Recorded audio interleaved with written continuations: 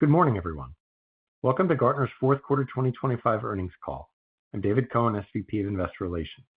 At this time, all participants are in a listen-only mode. After comments by Gene Hall, Gartner's Chairman and Chief Executive Officer, and Craig Safian, Gartner's Chief Financial Officer, there will be a question and answer session. We ask that you limit yourself to one question in order to give all our analysts a chance to participate in the call. Please be advised that today's conference is being recorded. This call will include a discussion of fourth quarter 2025 financial results and Gartner's outlook for 2026, as disclosed in today's earnings release and earnings supplement, both posted to our website, investor.gartner.com. On the call, unless stated otherwise, all references to EBITDA are for adjusted EBITDA, with the adjustments as described in our earnings release and supplement.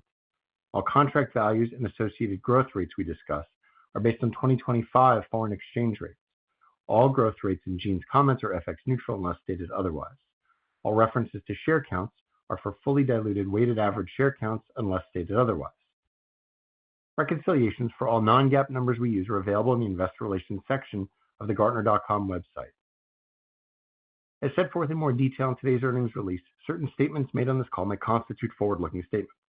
Forward-looking statements can vary materially from actual results and are subject to a number of risks and uncertainties, including those contained in the company's 2024 annual report on Form 10-K and quarterly reports on Form 10-Q, as well as in other filings with the SEC. I encourage all of you to review the risk factors listed in these documents. Now, I will turn the call over to Gartner's Chairman and Chief Executive Officer, Gene Hall. Good morning. Thanks for joining us today. Fourth quarter revenue, EBITDA, margins, EPS, and free cash flow were ahead of expectations. We continued to deliver great value to our clients. We were agile in managing expenses, and we repurchased more than $2 billion of Gartner stock in 2025. 2025 was a unique year due to a range of external market forces. Department of Government Efficiency, or DOGE-related initiatives, affected our U.S. federal clients. Evolving trade policies created complexity for tariff-impacted enterprises. Funding changes affected our state and local government and education clients. Tech companies that are not in or adjacent to AI experienced a shifting landscape, and there were country-specific factors in several geographies. These external market forces led to increased scrutiny, elevated deal approval authority, and extended buying cycles. Over the past few years, including 2025, the rate of change and volatility in the external environment has increased significantly. Executives have responded to this by slowing and deferring everything possible. This makes for a much tougher selling environment. The value bar is higher, but it's also a huge opportunity for us. Clients know they need help with these issues. Gartner is an insights business. Our high-value, forward-looking insights help clients on their journeys to achieve their mission-critical priorities. The key to capturing our opportunity while operating under deferred decision-making and higher value standards is to help clients engage more frequently with our insights. Clients who engage frequently with our insights receive greater value and retain at higher rates. This was true in 2025 and every year prior, and it's still true today. Client engagement increased modestly throughout 2025, but in today's world, client engagement levels need to be even higher. Because the rate of change is faster than ever, driving incremental improvements on our standard practices wasn't enough. To achieve step change improvements, we needed to rethink many of our processes and practices. So we've been driving transformation across business and technology insights. We covered some aspects of this transformation on previous earnings calls.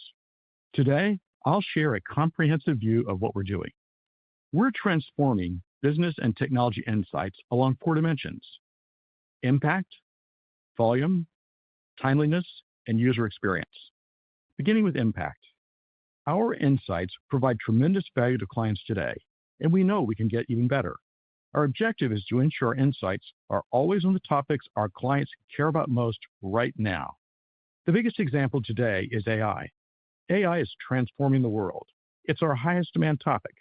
During 2025, we expanded our AI insights.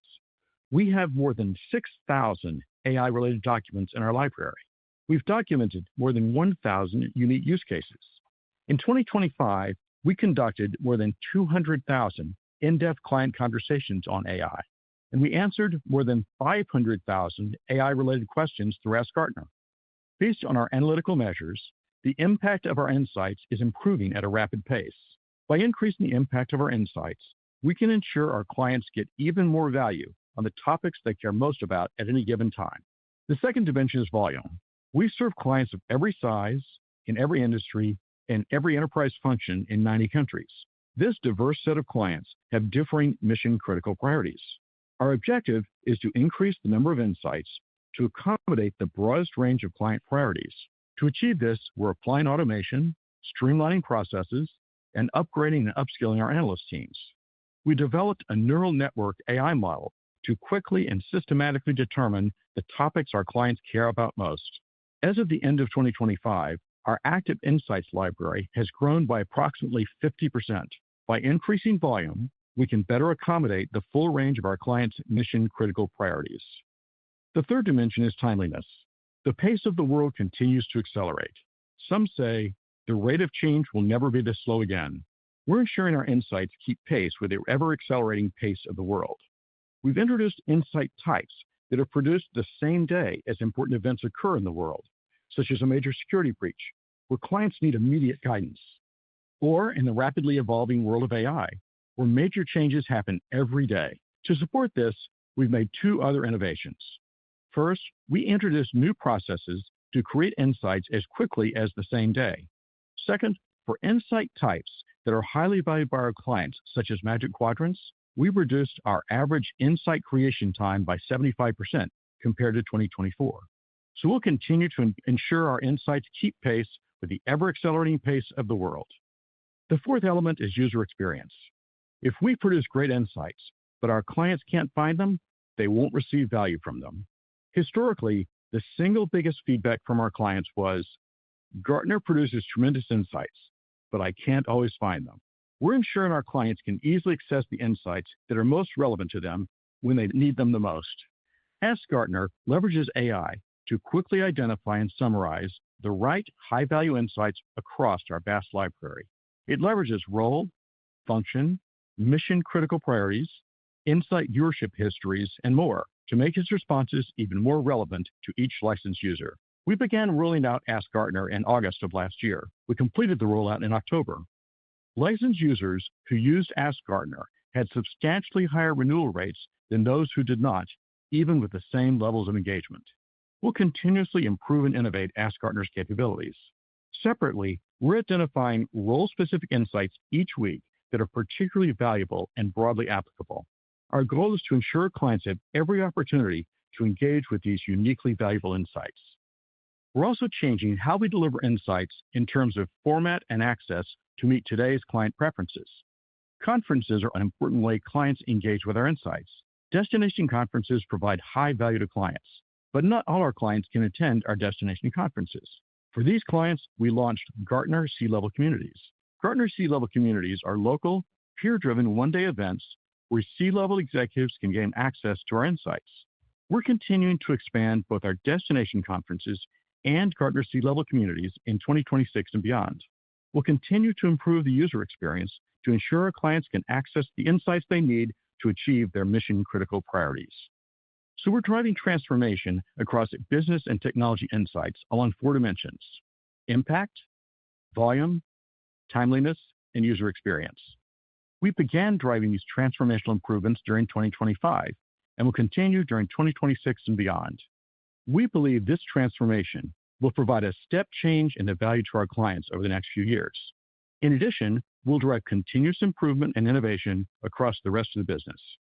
During 2025, we also took several shareholder value-enhancing actions, including repurchasing $2 billion of Gartner stock, increasing leverage with a successful inaugural investment-grade bond offering to support even more share repurchase capacity, adding 2 new directors who bring unique and valuable skills to our board, rotating our board committee chairs, and entering into a definitive agreement to sell our digital markets business. In summary, the world is changing more than ever before. This represents a huge opportunity for us. Gartner is an insights business that guides the leaders who shape the world. The key to capturing our opportunity while operating under a challenging selling environment is to help clients engage more frequently with our insights. In 2025, we began transforming business and technology insights along 4 dimensions: impact, volume, timeliness, and user experience. These transformations will allow us to thrive in a world with greater change and uncertainty than ever. We expect to see the impact over the next few years, and we continue to keep you updated on our progress. With our unparalleled value proposition, continued transformation in business and technology insights, and responsible reinvestment in our business, contract value will accelerate. As contract value accelerates, our P&L and free cash flow conversion will follow. We will continue to create value for our shareholders by generating free cash flow in excess of net income and returning capital to our share repurchase program. With that, I'll hand the call over to our Chief Financial Officer, Craig Safian. Thank you, Gene, and good morning. Today, I'm going to walk you through fourth quarter and full year 2025 results, and I will introduce our 2026 guidance. Financial results in the fourth quarter were better than expected. For the full year, revenue increased from 2024, and EBITDA margins finished well ahead of our initial guidance from last February. Our return on invested capital continues to be above 20%, highlighting the strength of our business model and our ongoing ability to create long-term value. We increased leverage with a successful bond offering, our first as an investment-grade rated credit. We generated significant free cash flow and bought back about $2 billion of stock. And last week, we entered into a definitive agreement to sell the digital markets business, which allows us to focus even more on delivering insights to help our clients address their mission-critical priorities. Fourth quarter revenue was $1.8 billion, up 2% year-over-year as reported and unchanged FX neutral. For the full year, revenue was $6.5 billion, up 4% as reported and 3% FX neutral. Fourth quarter contract value, or CV, grew 1% year-over-year. Outside the U.S. federal government, CV grew 4%. In the quarter, total contribution margin was 67%, up 85 basis points from last year. EBITDA was $436 million, up 5% as reported and 1% FX neutral. Adjusted EPS was $3.94, and free cash flow was $271 million.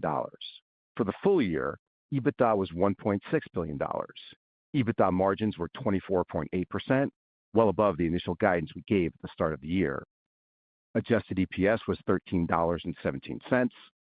Free cash flow is $1.2 billion, and ROIC was strong at around 24%. The Insights segment is our largest, most important business. It's subscription-based with strong retention, recurring revenue, and excellent contribution margins.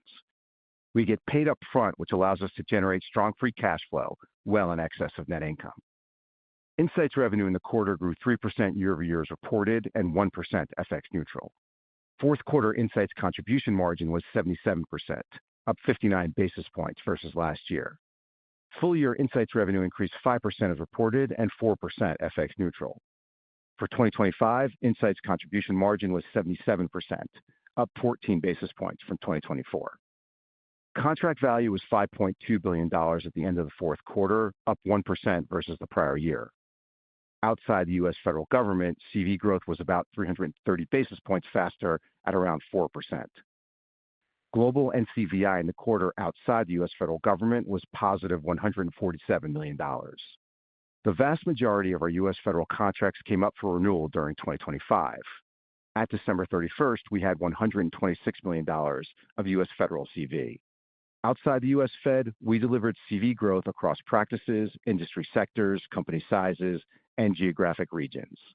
By sector, energy, banking, and technology led the growth.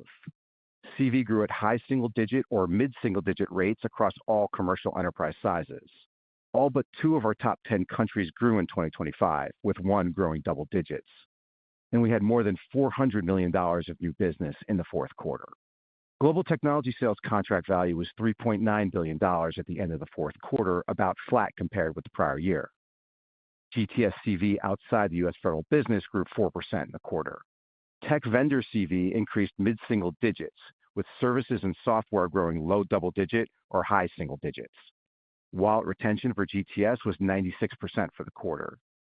GTS new business of more than $300 million was down about 5% outside the U.S. federal government. The change in GTS quota-bearing headcount was consistent with our expectations.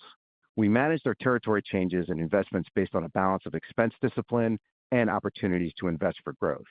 We've optimized territories with growth directed towards business developers and new logo and new business opportunities. BD productivity has remained strong, which is a foundation for our investment in adding BDs. Our regular, full set of GTS metrics can be found in our earnings supplement.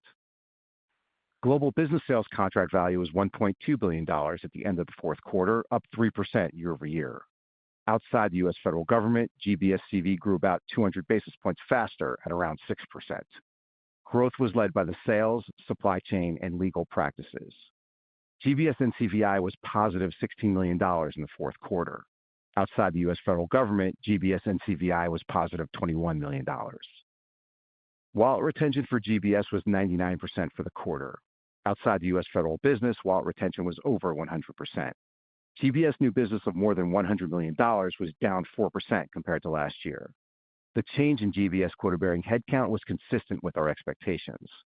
Similar to GTS, we managed our territory changes and investments based on a balance of expense discipline and opportunities to invest for growth. BD productivity has remained strong, which is a foundation for our investment in adding BDs. As with GTS, our regular, full set of GBS metrics can be found in our earnings supplement. As we do each year at this time, we've also provided quarterly historical contract value data updated to 2026 FX rates on page 21 of the earnings supplement. As you build your 2026 models, please remember to use the updated data as the baseline for your forecasting. The U.S. dollar weakened significantly over the course of 2025, causing this adjustment to be larger than most years. We've also provided several quarters of historical data to reflect the updated financials for the digital markets divestiture on page 22 of the earnings supplement. Conferences revenue for the fourth quarter was $286 million. On a same conference basis, revenue growth was around 8% FX neutral. Contribution margin was 51%. We held 14 destination conferences in the fourth quarter as planned. Full year conferences revenue grew 11% to $645 million. FX neutral growth was 9%. Contribution margin was 50%. Q4 consulting revenue was $134 million, compared with $153 million in the year-ago period. FX was a benefit of about 300 basis points in the quarter. Consulting contribution margin was 27% in Q4. Full year consulting revenue was $552 million, compared to $559 million in the prior year. Contribution margin was 34%. Consolidated cost of services on a GAAP basis was $573 million in the quarter, or 32.7% of revenue. For the full year, cost of services was $2 billion, or 31.6% of revenue. SG&A on a GAAP basis was $798 million in the quarter, or 45.5% of revenue. For the full year, SG&A was $3 billion, or 47.2% of revenue. We continue to balance disciplined cost management while ensuring we can invest in key areas such as expert talent, AI, the customer experience, and frontline sellers. As a percentage of revenue, our costs are well below historical highs. EBITDA for the fourth quarter was $436 million, up 5% from last year's reported and 1% FX neutral. We outperformed in the fourth quarter through modest revenue upside, effective expense management, and a prudent approach to guidance. EBITDA margins were 24.9%, up about 60 basis points from last year's Q4. Full year EBITDA was $1.6 billion, up 4% as reported and 2% FX neutral. EBITDA margins were 24.8%, consistent with last year. Depreciation in the quarter was $28 million. Full year depreciation was up 5%. Net interest expense before deferred financing costs in the quarter was $18 million, increasing by $7 million versus the fourth quarter of 2024 due to lower interest income on our cash balances. The full year net interest expense before deferred financing costs was $56 million, favorable by $10 million versus 2024 due to lower interest expense and higher interest income on our cash balances. The Q4 adjusted tax rate, which we use for the calculation of adjusted net income, was 20% for the quarter. This compares to last year's benefit of 25%. The tax rate for the items used to adjust net income was 3% for the quarter. The full year tax rate for the calculation of adjusted net income was 22%, in line with our expectations. The prior year tax rate benefited from favorable tax planning. Adjusted EPS in Q4 was $3.94. Full year adjusted EPS was $13.17. We had 72 million shares outstanding in the fourth quarter. This is an improvement of about 6 million shares, or approximately 8% year over year. We exited the fourth quarter with 71 million shares on an unweighted basis. Operating cash flow for the quarter was $295 million. This compares with $335 million in Q4 2024. CapEx was $24 million, flat year over year. Fourth quarter free cash flow was $271 million. This compares with $311 million in Q4 2024. For the full year, operating cash flow was $1.3 billion. CapEx was $115 million, and free cash flow was $1.2 billion. Free cash flow on a rolling four-quarter basis was 161% of GAAP net income and 73% of EBITDA. As we previously noted, there were two items that affect rolling four-quarter net income and free cash flow, including a real estate lease termination payment in Q2 2025, and we also had a non-cash goodwill impairment charge related to digital markets business in Q3 2025. Last week, we signed a definitive agreement to divest digital markets. Adjusting for these items, free cash flow on a rolling four-quarter basis was 18% of revenue, 74% of EBITDA, and 136% of GAAP net income. At the end of the fourth quarter, we had about $1.7 billion of cash. Our December 31st debt balance was $3 billion, up about $500 million from Q3 as a result of our most recent bond offering. Our reported gross debt to trailing 12-month EBITDA was 1.9 times. Our expected free cash flow generation, available revolver, and excess cash remaining on the balance sheet provide ample liquidity to deliver on our capital allocation strategy. Our balance sheet is very strong, with $2.7 billion of liquidity, low levels of leverage, and 100% fixed interest rates. We repurchased about $500 million of stock during the fourth quarter and $2 billion during the full year. Last week, the board refreshed our authorization, bringing the total to about $1.2 billion. We expect the board will continue to refresh the authorization as needed. As we continue to repurchase stock, we create value for shareholders through EPS accretion and increasing returns on invested capital. Before providing the 2026 guidance details, I want to discuss our base-level assumptions and planning philosophy for the year. We've not included the digital markets business in the outlook. For insights revenue, our guidance reflects Q4 2025 contract value and our CV growth rate accelerating over the course of 2026. First quarter and first half NCVI are important inputs to calendar 2026 revenue growth. We have taken a prudent view of NCVI phasing because Q1 is a seasonally important quarter for renewals. As always, we have high visibility into our insights revenue based on our ending 2025 contract value. For conferences, we are basing our guidance on the 56 in-person destination conferences we have planned for 2026. We expect similar seasonality to what we saw in 2025, with Q4 the largest quarter, followed by Q2. We expect gross margins in the second quarter to be the highest of the year for the conferences segment. We had a strong advanced bookings quarter in Q4, which provides very good visibility into 2026 revenue. We have a majority of what we've guided already under contract. This is ahead of where we were at the same time last year. For consulting, we have more visibility into the next quarter or two based on the composition of our backlog and pipeline as usual. Contract optimization has had several very strong years, and the business remains highly variable. Our base-level assumptions for consolidated expenses reflect the run rate from the fourth quarter and merit increases scheduled to go into effect April 1st, as usual. We recommend thinking about expenses sequentially, with notable seasonality driven by the conferences calendar and annual merit increases. For GTS, we expect low single-digit QBH growth in 2026, with a focus on growth in our business developers. For GBS, we plan to grow QBH mid-single digits this year, with an emphasis on growth in business developers. We have the recruiting capacity to go faster depending on how the year plays out. We continue to prudently manage our expenses, in part to create alignment with recent CV trends, and we are driving efficiencies wherever we can through automation, process improvements, and leveraging technology. We are also prioritizing sensible investments to drive future growth and returns, which include key areas like business and technology insights analysts, artificial intelligence, the customer experience, and sales capabilities, efficiencies, and QBH. These investments are fully reflected in our 2026 guidance. Based on January FX rates, we expect revenue growth to benefit by about 110 basis points and EBITDA growth to benefit by about 170 basis points for the full year. As a reminder, about one-third of our revenue and operating expenses are denominated in currencies other than the U.S. dollar. Our 2026 guidance is as follows. We expect insights revenue of $5.19 billion or more, which is FX neutral growth of about 1%. We expect conferences revenue of $695 million or more, which is FX neutral growth of about 7%. We expect consulting revenue of $570 million or more, which is growth of about 3% FX neutral. The result is an outlook for consolidated revenue of $6.455 billion or more, which is FX neutral growth of 2%. We expect full-year EBITDA of $1.515 billion or more. This reflects full-year margins of 23.5% or more. As we move through the year, our strong visibility will get even better.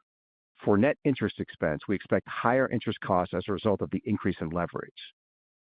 Interest income will be affected by interest rates and the deployment of cash for repurchases made during 2025. In addition, we have not assumed interest income on excess cash that could be deployed on share repurchases. Notably, however, our share count for 2026 only assumes repurchases to offset dilution. This means in the adjusted EPS guides, we effectively assume both less cash on the balance sheet and more shares outstanding than we are likely to have. We expect 2026 adjusted EPS of $12.30 or more. As I just noted, EPS would see a significant positive impact through a combination of fewer shares and/or greater interest income. For 2026, we expect free cash flow of $1.135 billion or more. This reflects a conversion from GAAP net income of 140%. Our guidance is based on about 71 million shares outstanding, again, only reflecting share repurchases to offset dilution. For Q1, we expect adjusted EBITDA of $370 million or more. Our financial results in Q4 were ahead of expectations. In particular, margins were strong and better than we guided at the start of 2025. We had another year of very strong free cash flow. ROIC continues to be excellent. We made significant accretive share repurchases, reducing our shares outstanding by 8% in the year. Contract value outside the U.S. federal business grew 4% a quarter, and we are positioned to accelerate CV growth throughout 2026. As Gene detailed, in 2025, we began driving transformation across business and technology insights along 4 dimensions: impact, volume, timeliness, and user experience. The investments to continue the transformation through 2026 are fully reflected in our guidance. Finally, we'll continue to deploy our capital to drive shareholder value and contribute to strong ROIC. Our capital allocation strategy remains focused on share repurchases, which will lower the share count over time, and strategic value-enhancing tuck-in M&A. With that, I'll turn the call back over to the operator, and we'll be happy to take your questions. Operator? Thank you. If you'd like to ask a question, please press star 11. If your question hasn't answered and you'd like to remove yourself from the queue, please press star 11 again. Our first question comes from Jeff Meuler with Baird. Your line is open. Yeah, thank you. On the expected contract value acceleration as 26 unfolds, I guess there's going to be a mathematical benefit from moving past the peaking then lessening federal government headwind. Are you expecting acceleration beyond that on a ex-government or ex-federal government basis? And I'd imagine you expect some benefit from the step function operational changes, but just if you can give us a update on what you're seeing in terms of any leading indicator KPIs. You had talked about a lot of things last quarter, like in-quarter renewal rates. Just wondering if those have continued to make progress. Thank you. Hey, yes. Hey, Jeff. Yeah, we are expecting CV to accelerate throughout the year, and not just because of lesser headwinds within the federal government, U.S. federal government. Basically, it's as you said, we made more changes in the second half of last year with this transformation program, and we expect those changes to begin hitting hitting and building throughout 2026 and into 27. And so it's really that's what's driving the acceleration of CV over the year, over 26 and then 27 after that.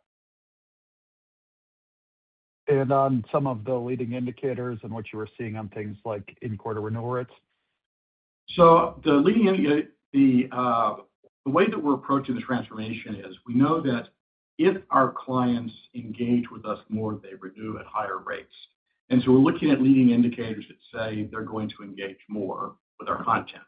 And so there's things like, again, we've upped the 4 dimensions I talked about, we've changed our content. One of the leading indicators we have is the conferences where we presented that new content. And our conference scores, we ask clients to rate each of the presentations as well as the overall conference. And those conference scores were up significantly and more than we've ever seen in the past for the conferences that were held in the second half, and particularly in Q4 of last year, where we have a lot of conferences. And so that's kind of one of the leading indicators that we see. As I mentioned, also engagement actually has been rising. And as engagement rises, again, when engagement goes up, it doesn't affect you today. But when that client comes up for renewal over the next, depending on whether it's a single year or multi-year contract, when they come up over the next 12 or 24 months, they're much more likely to renew it. So we see, a positive impact from that as well.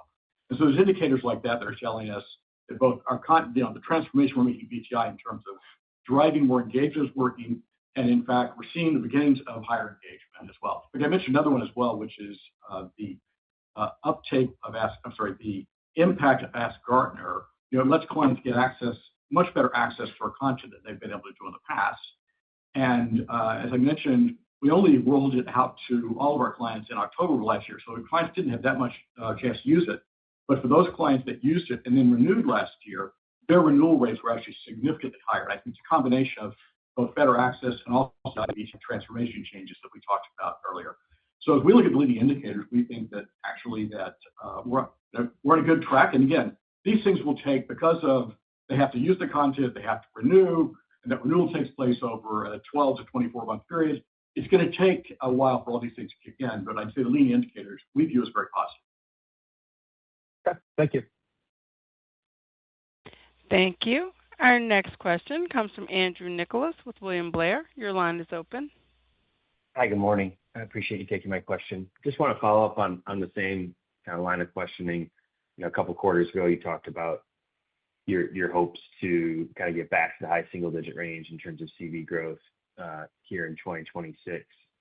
Just wondering, now a couple quarters past that, how you're thinking about that kind of line of thinking, and of the factors that you outlined at that time between the federal government business, tech vendors accelerating, tariff-related industries or tariff-impacted industries normalizing some, and your own internal adaptations. Is there any changes to kind of the magnitude of those benefits that you would speak to today versus 6 months ago?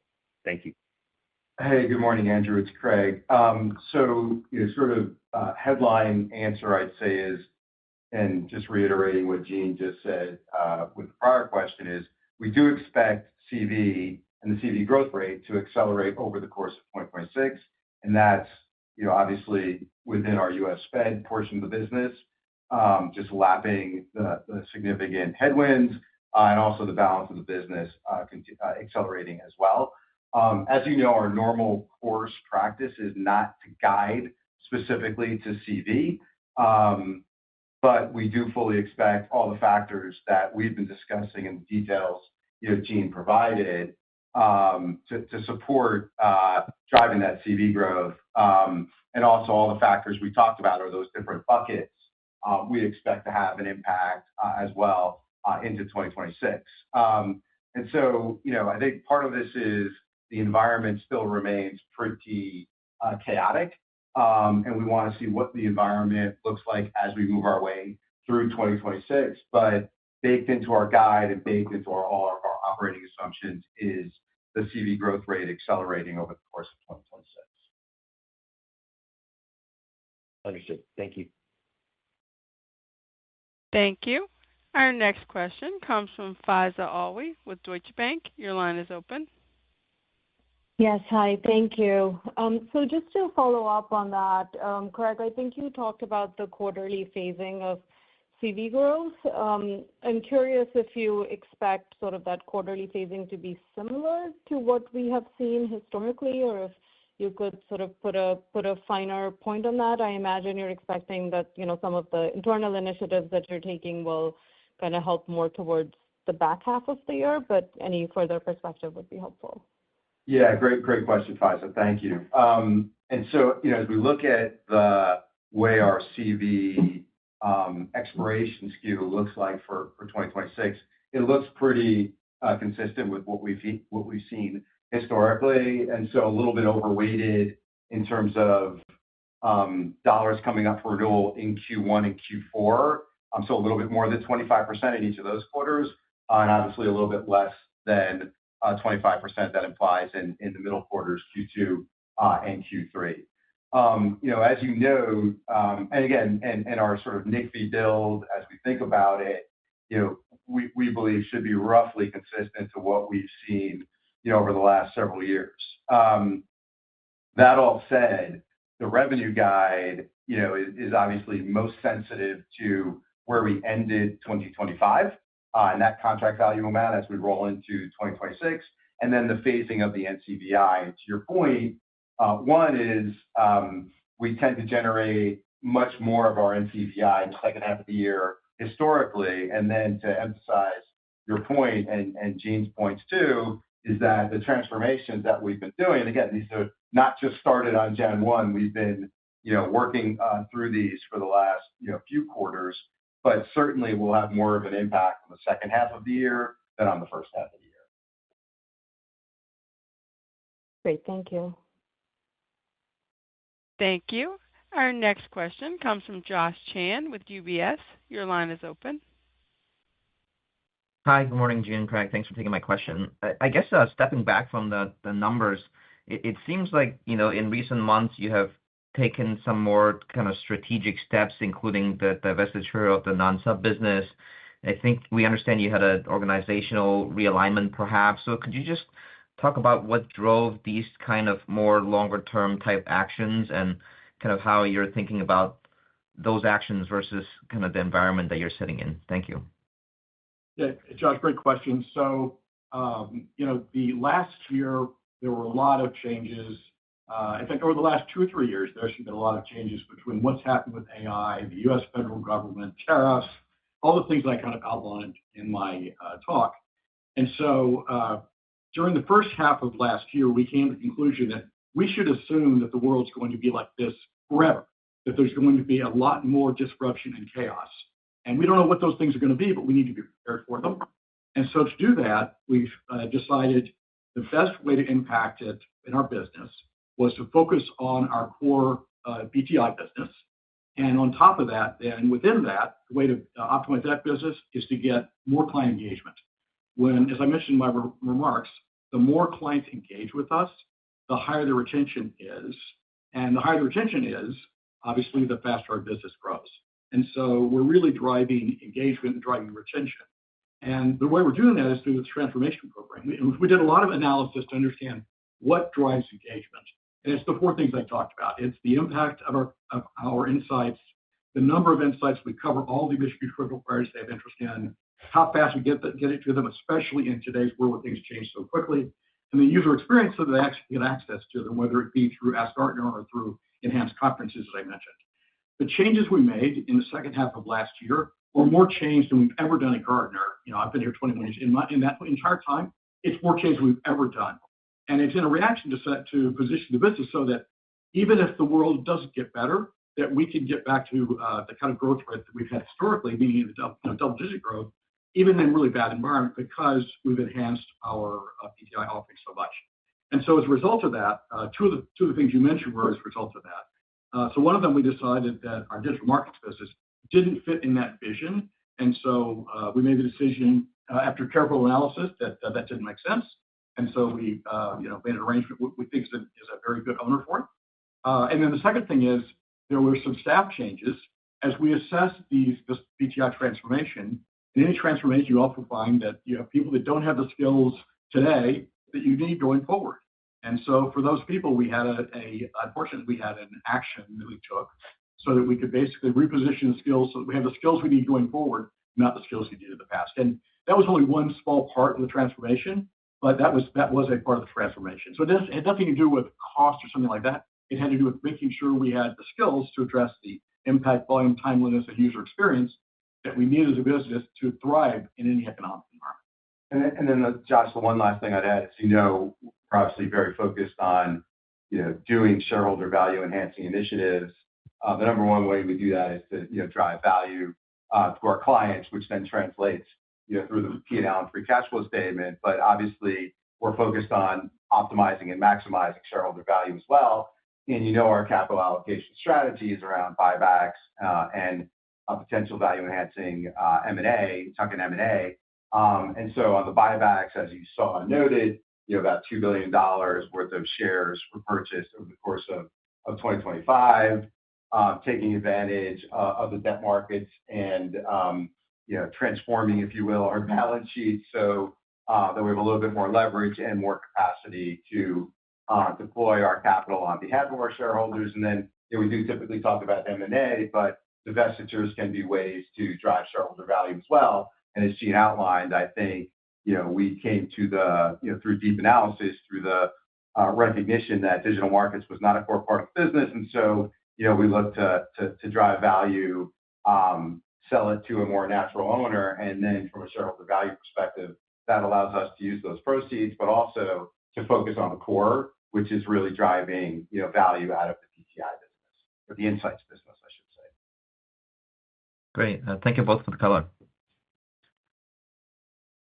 Thank you. Our next question comes from Jason Haas with Wells Fargo. Your line is open. Hey, good morning, and thanks for taking my question. I'm curious, as part of some of the internal improvements you're making, are there any changes to try to institutionalize some of the process that your analysts go through to collect proprietary insights from your customers? Because our understanding is, there's a treasure trove of data that your analysts are collecting, and I'm curious how much of that is coming through just sort of informal questioning, or is there really a process around that to drive the collection of those insights? Thank you. Hey, Jason, it's a great question, and that is actually a core part of the BTI transformation as well. To your point, we have hundreds of thousands of conversations with our clients every day, every year. And with technology vendors, we have thousands of conversations. We have a lot of peer interaction where peers interact. We get all that data. We do proprietary surveys. One challenge we have is with our 2,400 analysts, how do we get all the right information to those analysts? And so as a part of this transformation, actually, we've developed some very sophisticated systems that let us get the insights that matter most to the analysts that are going to be actually working on a particular topical area, like cybersecurity or something like that. And it starts with this neural network-based system I talked about before. And it starts there because one of the most important decisions we make is, what do we actually write content on? What insights do we want to write on? This neural network-based system I talked about takes all of that input and says, what's trending? What are the things that people are most interested in? And by the way, it's updated on a real-time basis. So this week, what are our clients interested in? And then what assets do we have that can actually create incredible insights that would be of high value to those clients? And so your point is actually a key part of the transformation is, the way we worked, many years ago was a bunch of analysts sat in a room and said, hey, what did you hear? What did I hear? Now, with thousands of analysts and hundreds of thousands of conversations, we can't work that way. And so we've leveraged technology, including AI, so that we can actually both write on the right topics by using this neural network model, and then get all the right assets that will help those analysts write really insightful research into the hands of the right people. And so it's a core part of it.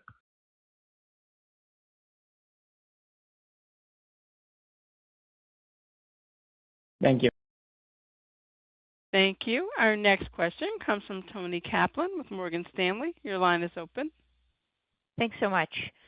Wanted to get a sense of, in the fourth quarter, if AI sort of entered the renewal conversations a little bit more in terms of client decision-making around adding or removing seats and things like that. And I know you get a lot of feedback from your clients, so just wanted to hear sort of what you're hearing from them, and is the environment, getting maybe a little bit better?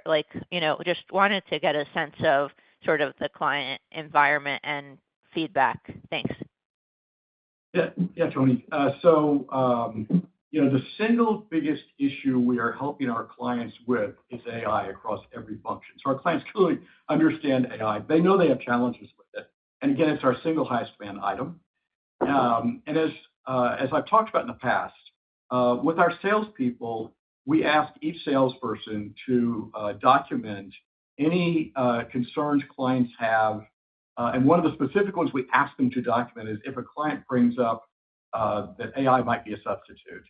And in addition to that, we have a help desk. And so any salesperson that basically says, hey, a client said, I'm thinking about using AI instead of Gartner, we try to document, we train salespeople, and by the way, they use this system, right? Because it also tracks competitive, threats and things like that. And so it is regularly used. To put it in perspective, probably half our salespeople use it in any given year, and so they're familiar with it, and we train them on it. And we have this help desk in case somebody has an AI question, and the help desk is like the Maytag repairman, which is to say that that has not been. We have a lot of challenges with clients in terms of their own internal budgets and things like we talked about. But one that we do not hear frequently is that they're thinking about using AI in some way to substitute for Gartner. And again, to your point, I think our salespeople, it's not. If anything, Q4 is less of an issue or less of concern than even before. But we try to track it very carefully. We try to be eyes open about it, and we don't see it as as something that is restraining our growth, as opposed to clients that have tariffs and budget problems and the federal government DOGE things. Those are real problems that we have that we see every day. Do you see those problems getting better, the DOGE and tariff problems and things like that? So we're approaching it two different ways. So in terms of DOGE, as we have talked about, all of our federal government clients, U.S. federal government contracts, virtually all of them are one-year contracts. And so any client that wanted to cancel because of DOGE after Q1 will have already had the chance to cancel. And so we believe, and there's still tremendous demand.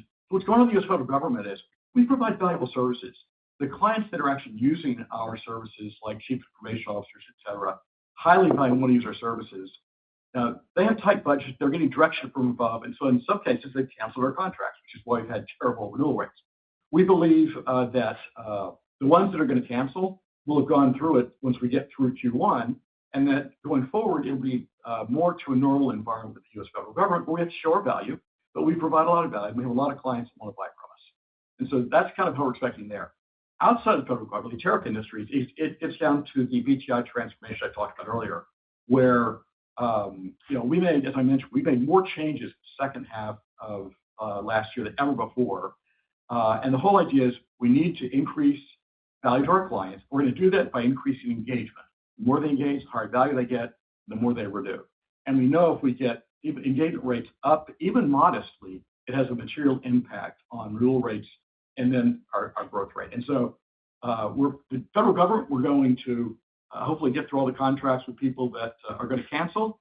And again, for everyone else, and in fact, the federal government going forward, we're increasing the value that we provide to our clients at a much higher rate through what I talked about, impact, volume, timeliness, and user experience. Thank you. Thank you. Our next question comes from Surinder Thind with Jefferies. Your line is open. Thank you. Gene, could you maybe talk about your willingness to kind of maintain the medium-term guidance here? It seems like we've had a number of challenging years where there's always something that disrupts your ability to hit that medium-term guidance. And given the pace of change, what gives you confidence that you can achieve medium-term guidance? It just seems like disruption is in the air at this point. Just broadly speaking, beyond the current narrative here. Yeah, as I mentioned earlier, we're taking the view that the world is always going to be more challenging than it was prior to a couple of years ago. And so because of that, we needed to really up the value we provide to clients a lot. And so we have a program to do it. As I mentioned earlier in the call, actually, the early indicators are good. It's going to take time because, again, clients, we have to make the changes I talked about. Clients then have to use them. Then that contract has to come up for renewal. And so it's going to take a couple of years before we get the full benefit of programs that we're just talking about. But I have confidence that our CV will continue to accelerate over the time period because of the changes that we're making.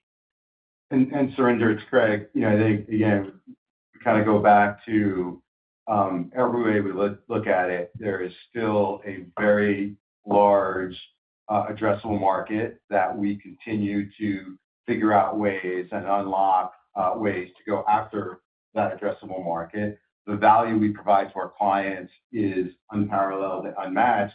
And again, all the things Gene outlined will allow us to continue to enhance and increase that value proposition. And then if you think about the four elements that Gene mentioned, all of those things, we believe will allow us to better penetrate and hold on to that huge addressable market opportunity. And so there's really no change in our view on the market. We know the value we provide to clients. We're focused on continuing to enhance that value. And, we believe that, all those things are unchanged in terms of the opportunity for us going forward. That's helpful. And just a quick clarification here. I think, Gene, you mentioned this idea that, to realize the full benefit of the investments that you're making, it may be a few years. So is that the time frame then for kind of getting to your medium-term guidance targets? I just wanted to clarify that. So basically, as I mentioned, the way we're going to get benefits is we make the changes. And again, we made a lot of change last year. It's not going to stop. We're going to continue making changes this year in the same four areas I talked about. Then clients have to use and benefit from them. They have to actually get our insights and see the advantage to it. Then they have to come up for renewal. And so just the nature of our business, because it's the subscription-based, business, it can take a couple of years until you get the whole benefit of everything we're talking about. And just to underscore that, Surinder, I mean, the guide, as we said, implies or overtly, has contract value growth rate reacceleration over the course of 2026.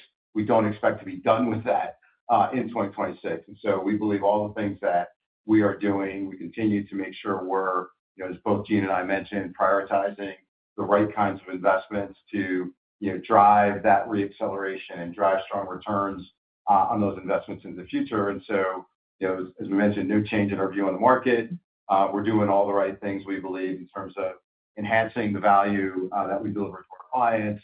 And then with continued reacceleration, we believe we can drive lots of incremental shareholder value over the short, medium, and long term. Thank you. Thank you. Our next question comes from Manav Patnaik with Barclays. Your line is open.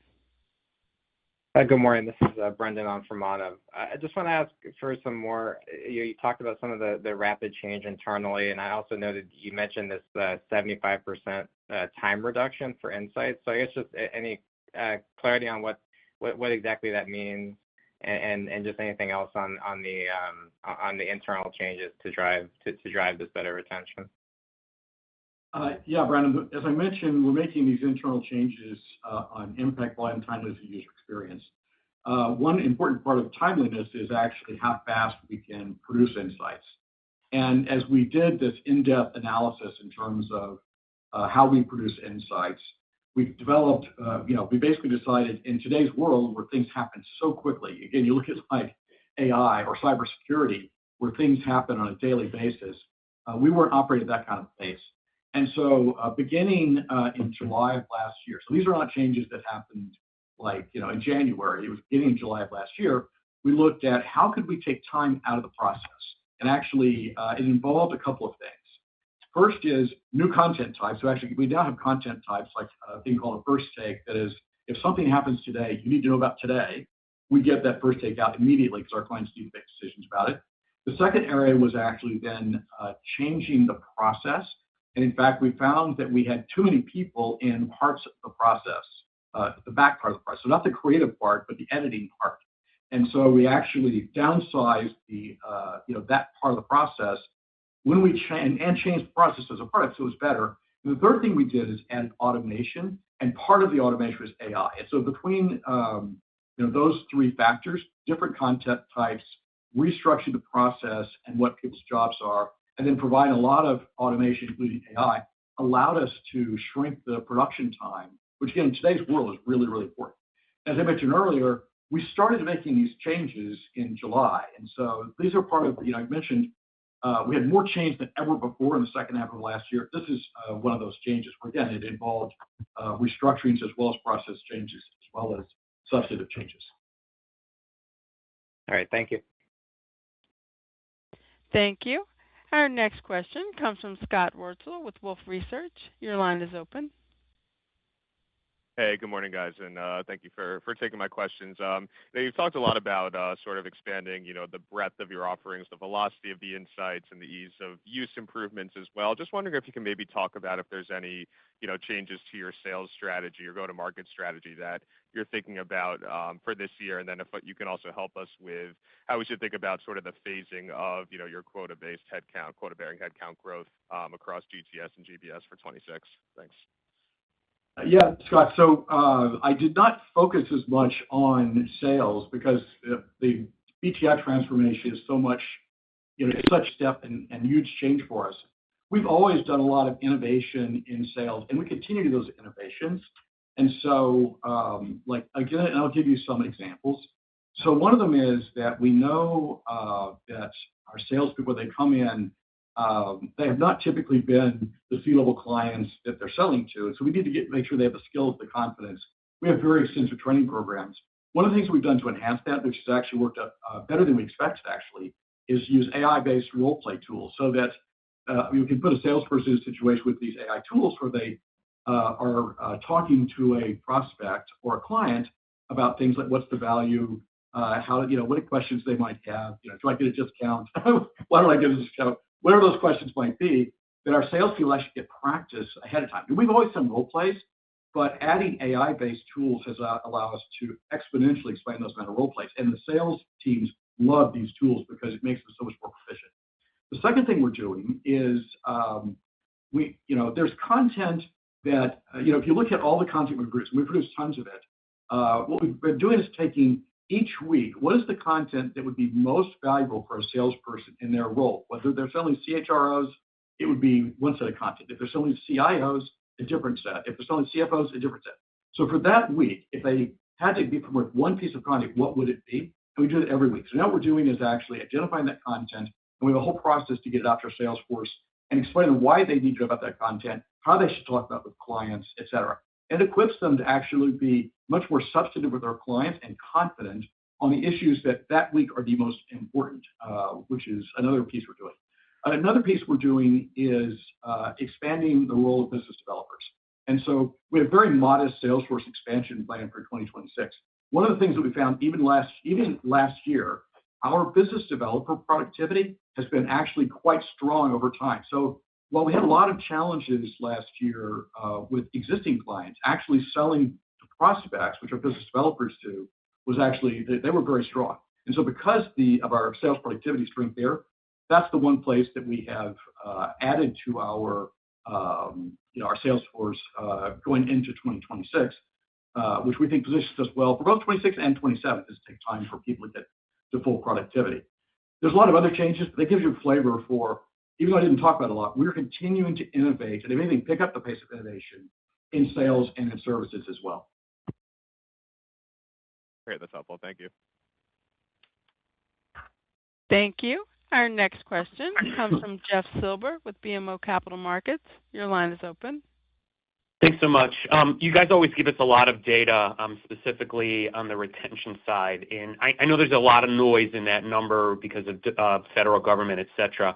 But I'm just curious, are you seeing clients keeping their relationships with you, but maybe cutting back on seats or taking a lower level of service? And if that's happening, how do you counter that?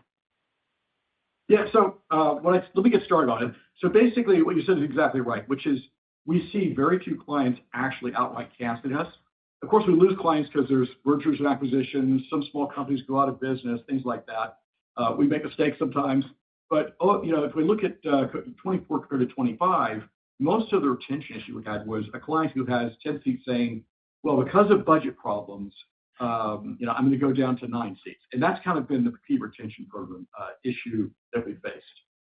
So it hasn't been clients saying, well, I don't get value out of Gartner. It's been more, I get a lot of value out of Gartner. It's tough times.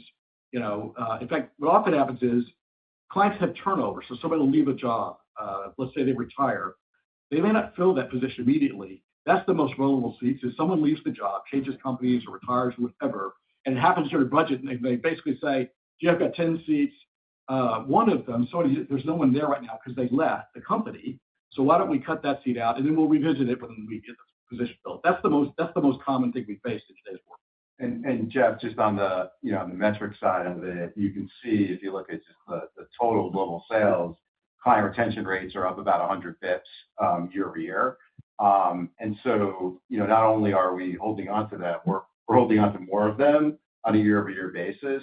The challenge is all the things that Gene highlighted. And again, we believe all the things we're doing around, the insights transformation are the things that are actually going to, help change the outcome there from a retention perspective. And again, if you think about, the investment in BDs that Gene just talked about, all the things we're doing in the transformation business, continued, process automation and process improvement, all of those things are, what we believe will sort of bridge the gap and allow that contract value growth rate to accelerate in 2026.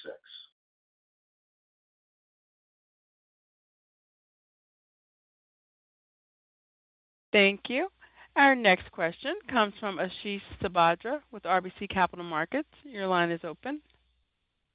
Thanks for taking my question. You mentioned the tougher selling environment. I was just wondering, based on what you've seen in Jan, any thoughts or based on the feedback that you might have received from the salespeople, how do you think about the sales environment in 2026? What, in particular, if you can talk about the demand environment and the budgets, how are those shaping up?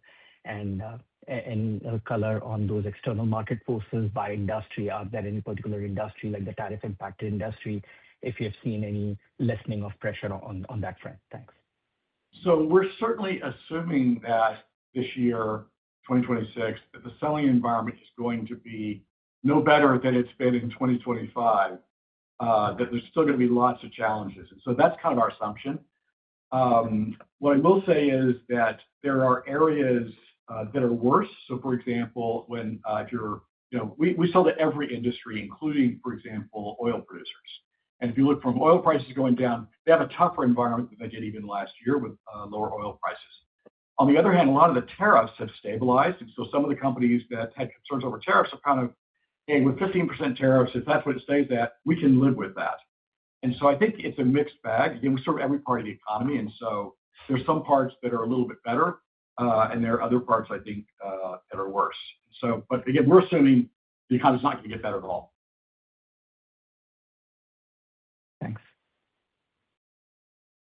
Thank you. Our next question comes from George Tong with Goldman Sachs. Your line is open.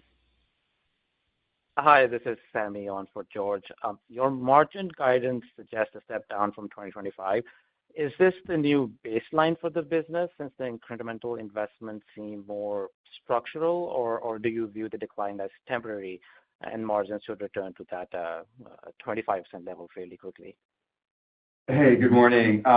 So, as we built the plan for 2026, I'd say a couple things. So one is we've been managing our run rate into 2026 over the course of 2025. And we talked about this a little bit in our prepared remarks, basically ensuring, our cost base is aligned with CV growth and also with the corresponding revenue growth. And so some of the actions we took in 2025, we got benefit in 2025. Those were really for 2026. So that would be the first point I make. Second point I make is, we've got our assumed operating expense plan, if you will, for 2026, growing at about 5% year over year. And there's a little bit of FX in there. So on an FX neutral basis, growing around 4% year over year. That's basically, our merit increase plus some selected investments, which we talked about in our prepared remarks.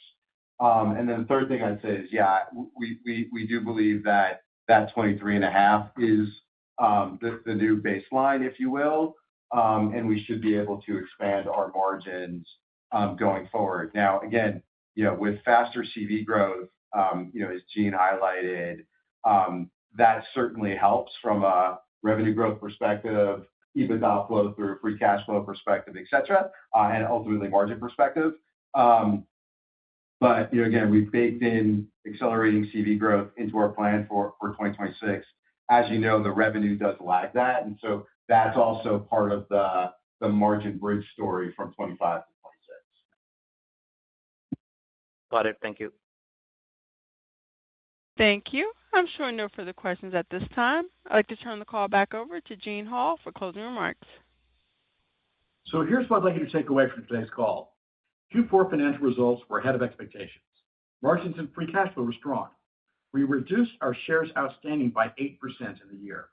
In 2025, we began transforming business and technology insights along four dimensions: impact, volume, timeliness, and user experience. These transformations will allow us to thrive in a world with greater change and uncertainty. We expect to see the impact over the next few years, and we'll continue to keep you updated on our progress. Looking ahead, we're well-positioned to accelerate CV growth throughout 2026. We will continue to create value for our shareholders by providing timely, objective insight, guidance, and tools to our clients, responsibly investing for future growth, generating free cash flow well in excess of net income, and returning capital to our shareholders through our repurchase program.